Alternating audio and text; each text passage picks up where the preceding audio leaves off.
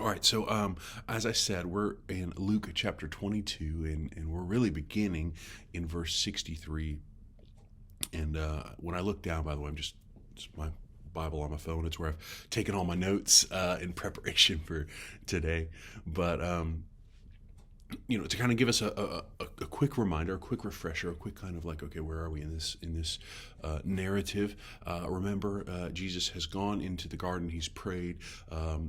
Judas has come with the guard, essentially, of the Sanhedrin, of the Jewish leadership, and so they've come and they have taken him.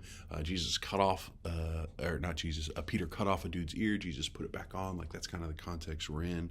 And as they have gotten to where they're going, Peter has now already denied Jesus 3 times, right? The rooster has crowed, and that's kind of where we had finished, right? In verse 62, it says, he went out and wept bitterly. Peter has just broken at the realization that he was for Jesus, right? Even saying with his words, Jesus, no, man, nobody's going to come after you, and nobody's going to stop me from being with you to the end. And sure enough, Peter has denied him 3 times. And that's where Luke, as he's kind of gathering these stories, and he's writing all of these things down, and trying to make this narrative for Theophilus. Remember, the whole book starts with Luke saying, "Hey, my dear Theophilus," right? And you've got Luke in Acts, and he's writing these things down so that Theophilus has a coherent story to know and to understand who Jesus was, and what's going on here. And that's where we pick up in verse 63, okay? That has just ended. And so Luke picks up here, and I want to just begin by reading through this whole section, and then we'll kind of break it down. It says, "Now, the men who were holding Jesus in custody were mocking him as they beat him. They also blindfolded him and kept asking him, 'Prophesy, who is it that struck you?' And they said many other things against him, blaspheming him. When day came, the assembly of the elders of the people gathered together, both chief priests and scribes, and they led him away to their council. And they said, 'If you are the Christ, tell us.' But he said to them, 'If I tell you, you will not believe. And if I ask you, you will not answer. But from now on, the Son of Man shall be seated at the right hand of the power of God.' So they all said, 'Are you the Son of God then?' And he said to them, 'You say that I am.' Then they said, 'What further testimony do we need? We have heard it ourselves from his own lips.'" It's really interesting to go through God's word and try and understand it, and see what God is speaking to us. And even prior to preparing for this particular session, this particular lesson today, I was really struck by some things that God was teaching me, some things that God was working out in my life, in my daily study in his word, and in my time trying to understand and follow the teachings of Jesus. And I was just struck by something here. And I was really struck by the response that Jesus had to what he was going through in that moment. The response that Jesus had as he was going through that moment. You see, I don't know about you, but I have often found myself in conversation with different people at different times, and in those conversations, I'm constantly battling this sense of, are they really listening? Right? Are they really trying to engage with me here? Are we really having just this conversation? Or are we just talking words to one another, right? Am I just putting out words and they're not listening? They're just thinking of what they want to say, or looking for some word that they're looking to hear. And I was really struck because as I looked at this, I could see over and over and over again this demonstration of that seems to be what's happening here, as Jesus is talking to both these guards and then the scribes and elders. And so I want to say this as we kind of begin here, and this is kind of where I want our minds and hearts to focus as we read through this, right? I know sometimes it's helpful to kind of know the end, know the destination before we get there, and then hopefully you'll see, as I have seen, kind of how God is weaving this thread throughout. And here's what I want us to see. Sometimes, in fact, all the time, we have to respond with a resurrection mindset. Okay, we have to respond with a resurrection mindset. This is obviously a deeply difficult and frustrating moment for Jesus. Okay, it's one that he's willfully submitting into, right? He could have called down all heaven to release him from this, but he was submitting to the Father, understanding what he was about to experience. There wasn't confusion on his part as to what God had set before him. But in this, Jesus is practicing obedience to the Father, and he's demonstrating for us what it would look like for us in the midst of difficult moments to respond with a resurrection mindset. So I want us to begin really at the top of this section again and just kind of work through this, okay? And the first thing we can see here is as they're mocking him, right? The men who were holding him in custody were mocking him as they beat him, and they blindfolded him, kept asking him, "Prophesy, who is it that struck you?"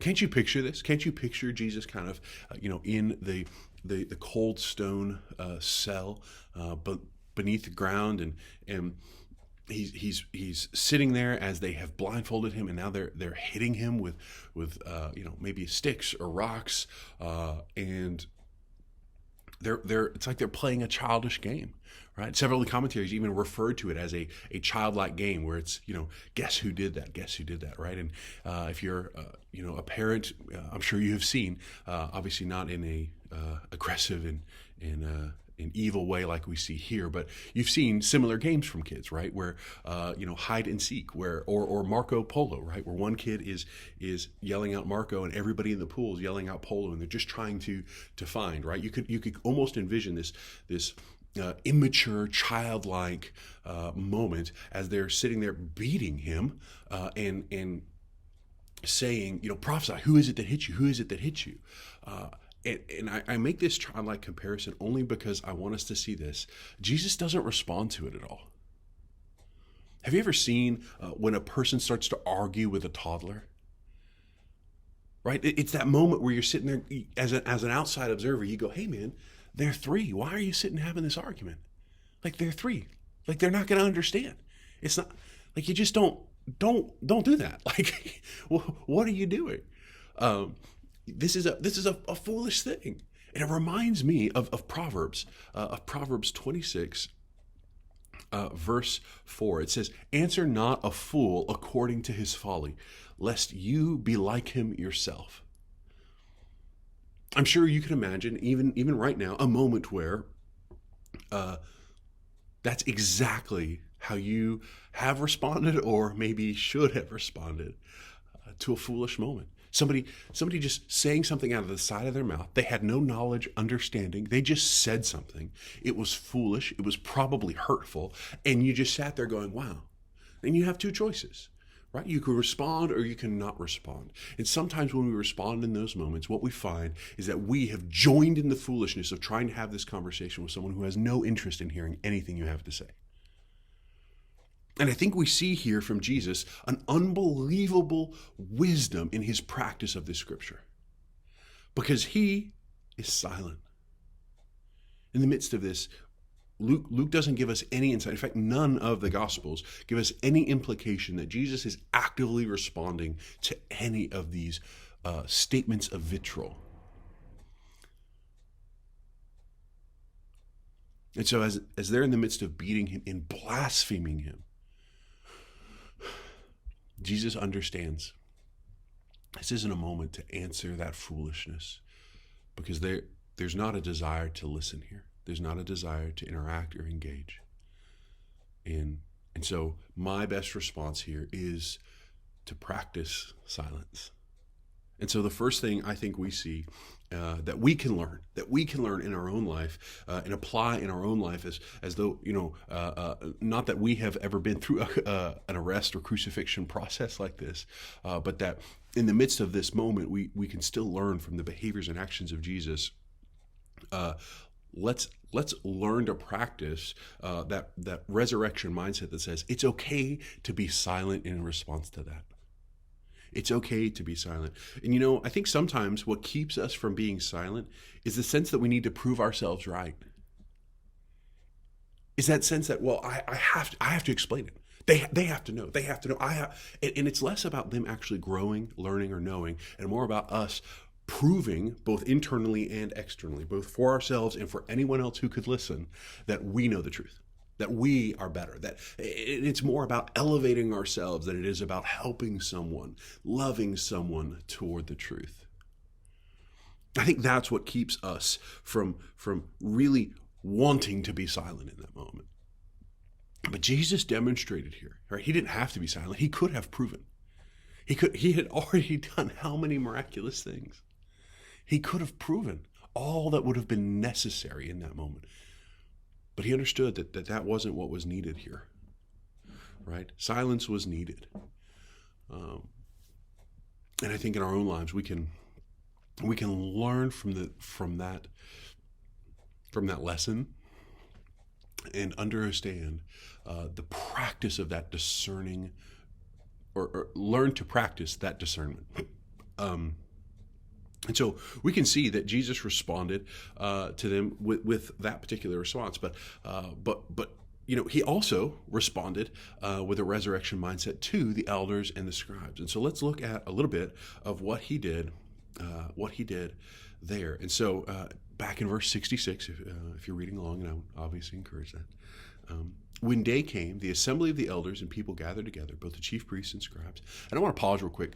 Luke has kind of combined a couple of different conversations here into, or a couple different moments into one, right? Because there's kind of a back and forth that some of the other gospels tell us that, Jesus goes. And there's lots of travel that has happened this night, right? They're trying to get the conviction as quickly as possible during the night. And you could kind of understand this, right? Like if you get the conviction done in the middle of the night, there's going to be less riots, less issues. Like if the crowd still supports Jesus, they're thinking about this in highly political terms, right? We deal with the same things in our politics of today, right? There's a common phrase in the news world called a Friday news dump, right? Friday at 5 o'clock, you release the news you don't want anybody to pay attention to because everybody's going into the weekend. Nobody's paying attention to it. That's kind of what they're doing here, right? They're trying to get all this done throughout the night. And Luke is kind of narratively helping us to see that moment happening in 66. Okay, so when day came, he's saying, okay, now we're back here, and this is what's happening. They led him, Jesus, away to their council, and they said, "If you are the Christ, tell us. If you are the Christ, tell us." But he said to them, and we'll continue there. The first thing I want us to see here is Jesus answered them.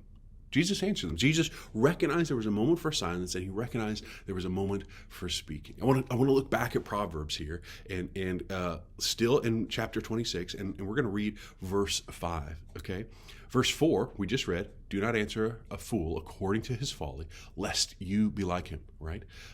Verse 5. Answer a fool according to his folly, lest he be wise in his own eyes. A proverb here, a series of wise instructions that teach us discernment and balance. Okay, and so for this first set of people, they were acting like children in these silly, foolish games because they were in positions of authority, but had no understanding of to whom they were speaking, right? That's why they were blaspheming. They had no idea.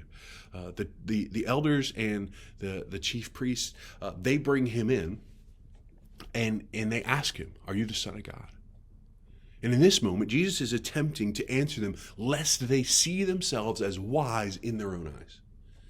Right? He's addressing the foolishness of what they're saying so that in that moment, right? In that moment, he might demonstrate for them the folly of their own presumed or perceived wisdom, right? He's trying to help them see, right? So how does he do that? Well, first he says, if you were the Christ, if I tell you, you will not believe. And if I ask you, you will not answer. First he says, hey, your false humility is clear. You're asking me this question, but you don't care about my answer. And if I were to actually ask you the question, do you think I'm the Christ? Or what would be a sign of the Christ? You wouldn't answer me either, because I meet those qualifications. But the reality is, you're not looking for the answer. You're looking for your justification to crucify me. And so as we continue to look at Jesus and say, okay, Jesus, how are these moments like moments we might face? I know I've had these kinds of conversations, and I can only imagine you have too, where the person isn't listening. They're not trying to understand what you're thinking or feeling, where you're coming from. Rather, they're looking for the word or phrase that justifies already what they've decided. I sometimes think of this as the brokenness of our Google mindset, okay? Now, I want to be clear, I'm not anti-technology. I use technology all the time. I love it.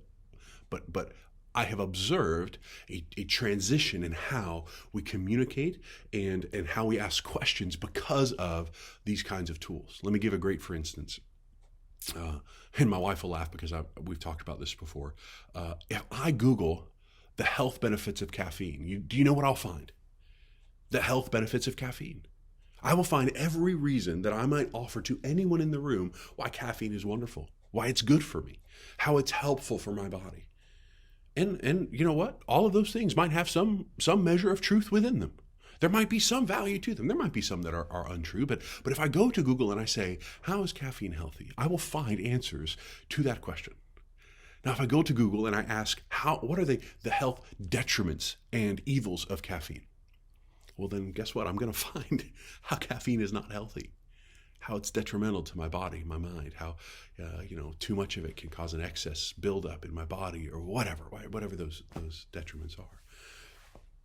And why I bring this up is I think sometimes in today's world and in our both personal and professional interactions, in the way that we encounter and meet people in life, we are often prone to look for the answers we already want. Do you know what I've Googled before? I have Googled the health benefits of caffeine. Why? Because I love coffee. I drink caffeine all the blessed time. Okay? You know what I'm not as interested in? Reasons why I shouldn't drink caffeine, because I don't want to hear those. I want to excuse my bad behavior of consuming caffeine, right?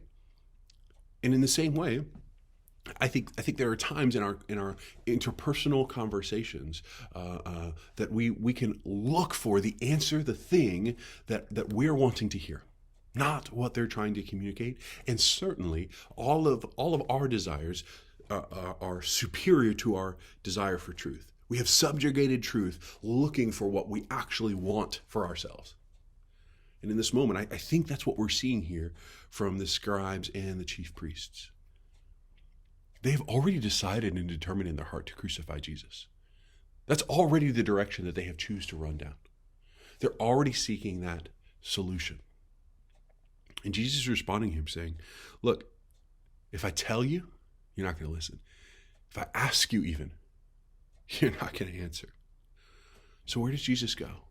And this is beautiful. He says, but from now on, the Son of Man shall be seated at the right hand of the power of God. That word "but," it's an English word, but I looked and I confirmed, right? The conjunction in Greek gives the same kind of meaning, and it's this process of correction and continuation. Okay? Imagine you hear, and this will make sense the moment I say this. I love you, but. Oh, you're correcting your previous statement and you're continuing with something else, right? I would love to hang out with you, but. I want to hang out with you. Unfortunately, there's something that's keeping me from that, right? Like that word "but" is this kind of, it's a clarification, correction, and continuation transition word that's so important in conversation and so important here in the scripture, because he says, I tell you, you'll not listen. I ask you, you won't answer. But from now on, the Son of Man shall be seated at the right hand of the power of God. It doesn't matter if you ask. It doesn't matter if I tell. All that matters is, in the end, I'm going to be seated at the right hand of the Father. The truth will prevail no matter what you're looking for. And I want us to understand that's an incredibly freeing and powerful statement for us in these kinds of moments. When we're in the midst of conflict, when we're in the midst of persecution, we're in the midst of a conversation where the other person has a false sense of humility or a false sense of listening, there's a moment where we need to recognize the resurrection mindset takes hold. And the resurrection mindset reminds us that in the end, Jesus is Lord. In the end, he is seated at the right hand of the Father. In the end, there is a declaration of his supreme authority. And that gives us confidence to understand I don't have to try and justify X, Y, or Z. Jesus justifies. He clarifies. Now listen, amongst each other, we need to strive to work and correct and do all of these things. But when we find ourselves having conversations and corrective conversations with people with a false sense of humility, they're not listening, they're not engaging, they're just pretending to be in there, we have to recognize in the end, Jesus is Lord, and he's the one that stands as our justifier in all things. And he's the one that makes those things right. In this moment, Jesus knew that in the end, the truth would win out. The truth would win out. This is beautiful. He says, but from now on, the Son of Man shall be seated at the right hand of the power of God. An incredibly powerful statement. But that Son of Man phrase, it certainly would have meant significantly more to the Jews that were in the room there, because they understood that, I think, a little bit better than we sometimes understand it. I didn't have this scripture pulled up already, so I need to do that now, so forgive me for kind of seeming distracted here. But we want to look at Daniel chapter 7, okay? And we're going to start in verse 13. This is what Jesus is referring back to. Okay, if you remember the book of Daniel, Daniel the prophet, okay, there's a lot in the book of Daniel that is prophetic that Jesus met. And there's a lot in the book of Daniel that is prophetic that was met in the time that Daniel was alive and then in that intertestamental period, right, which is between the Old Testament and the New Testament. There's a lot of prophecies in Daniel, and there's some even still yet to be fulfilled by Christ in his return. And that's what I want us to look at here in Daniel chapter 7, verse 13. Okay, this is Daniel speaking. He says, I saw in the night visions, and behold, with the clouds of heaven, there came one like a son of man. And he came to the Ancient of Days and was presented before him. And to him was given dominion and glory and a kingdom, that all people, nations, and languages should serve him. His dominion is an everlasting dominion, which shall not pass away, and his kingdom one that shall not be destroyed. It sounds like Revelation, right? Every nation, tongue, people gathered around the throne, worshiping forever. A beautiful moment where we see in two books the one author in the person of God, in the Spirit working through the pens and hearts of men to proclaim God's design and love and care and direction for all humanity, and his plan for redemption that began in the beginning. And in this moment, Jesus is referring back to this. He's saying, look, from now on, the Son of Man is going to be seated next to the Father. It's a powerful statement because that Son of Man is the one to whom God declares everlasting dominion. Every nation, people, language. God declares something unique and powerful over this. This is literally what they envisioned as the Messiah. The Jewish people of the time, they envisioned as the Messiah. This is why he is the Christ. And look to how they respond here. Look to how the Sanhedrin, the chief priests and scribes respond. So they said to him, are you the Son of God then? And he said to them, you say that I am. There's this beautiful moment I kept trying to understand. This is apparently a common phrase in the Greek, right? That basically is like, whatever you say, man. Like, it's almost a somewhat, I don't want to say dismissive, but it's a surrendering statement of, you know what, whatever you say, let's do it, fine, right? You can almost imagine a group of people trying to decide where to go to lunch, and everybody's like, well, I don't know, where do you want to go? Where do you want to go? Where do you want to go? Right? And somebody suggests, hey, let's go get pizza, and you're like, sure, yeah, whatever you say, let's go do that. Like, we've stood here for 15 minutes, we're just trying to figure out where to eat. Yeah, that's great. Okay, that's the kind of response here from Jesus. He's like, look, you say that I am. Yeah, you know what? He recognizes here, hey, I'm answering the fool in their folly, that they may gain wisdom. And still, they're asking this question, are you the Son of God then? Because they're looking for what? They're looking for a statement of blasphemy that they might take him and crucify him. They're not curious as to whether he is the Son of God or not. They're curious as to whether they can crucify him and whether they can find a phrase, a sentence, a something to place him in that position. And then he said, you say that I am. Like, whatever. Like, sure, whatever. And then they said, what further testimony do we need? We have heard it ourselves from his own lips. What further testimony do we need? Do you see that? What were they looking for? Were they looking for a testimony as to the truth? No. They were looking for a testimony that would be sufficient to take him to crucifixion. And so, church, I think that as I have read through this and gone through this, what God was revealing to me and what I hope to share with you and what I genuinely hope will be a point of discussion in each of the groups this week is simply this. When we find ourselves in moments of conflict, strife, persecution, difficulty, let us practice, like Jesus, wisdom in our responses. Let us remember a resurrection mindset in our responses. Silence is an appropriate response sometimes. And sometimes we should answer the fool lest they find wisdom in their own eyes, but recognize that they may not answer. They may not listen. They may not come to a point where they agree. And we have the incredible privilege of knowing that in the end, the resurrection happened and his return is true. It's coming. And so in those mindsets, we remember we stand justified before the Father as we practice what he's told us to do, right? And so don't think that this gives us, justification for all actions and all circumstances, all those kinds of things. I'm not trying to suggest that, and I certainly don't think any one of us will sit in this exact position. In fact, none of us will be in this position like Jesus to be crucified for the sins of humanity. I'm not saying that, but what I am saying is in the life of Jesus, we see behaviors, attitudes, and actions that we should mirror in ourselves. And so this is one that I think in our day and age is too quickly lost. Living, responding, interacting with gracefulness toward others, with an understanding that in the end they may never listen. Now, the other side of this that I want us to see is I want us to be genuine in our hearts and ask ourselves, when we have conversations, conflict, or strife, who are we more like? Are we more like Jesus?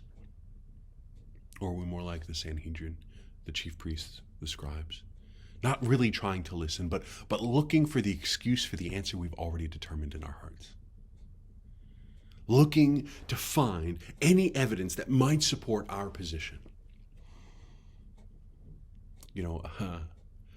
My schooling, was not in any small part in philosophy. I have a background in religious studies and philosophy, and so I had New Testament and Greek and Old Testament and Johannine literature and church history and all these other beautiful things. But because of my own passions and desires and care and apologetics, I have a whole lot of my academic learning in the field of philosophy, which makes me a miserable person to have an argument with, especially if I'm bitter or if I am self-centered or if I'm self-seeking in any way, shape, or form, because I will bludgeon in conversation, right? Bludgeon people with facts, evidence, proof, anything to support my position. And it's terrible. It's a fault and failure of my own. And perhaps this is really just a lesson for me, but I have seen too often in conversations where that can be our default. Like the leaders here, the scribes, the chief priests, there's not a desire for the truth. There's a desire to get the outcome they've already determined in their heart is right. I can just say, church, let's not be like that. I believe Jesus is the truth. And I think you believe that too. Let's be more interested in seeking truth than seeking the answers we wish were true. In the end, the truth wins. That's the point that Jesus makes here. He's like, look, I don't have to answer you, and I couldn't ask you because you're not going to listen. In the end, I'll be seated at the right hand of the Father. So it doesn't matter whether you believe I'm the Son of God or not. Your belief in me being the Son of God is irrelevant. I am. I am the Son of God, right? Throughout John, we see all these I am statements where he's declaring that. Like, it is true. So whether you like it or not, it doesn't matter. Like, this is the truth. And that truth is so glorious and good. So in our own lives, I want to encourage us. Let's be people who seek truth. Seek it with joy and earnestness, because I believe that when we seek out truth, we will find Christ. We will find him in those things. And when we interact with one another in that same mindset, not looking for where we can catch someone out, right? But where we can joyfully join someone in the following of Christ, in that journey. I think that's what it means to respond with a resurrection mindset. And I think that's what we, as followers of Christ, can do better for one another and for those around us that we interact with and engage with.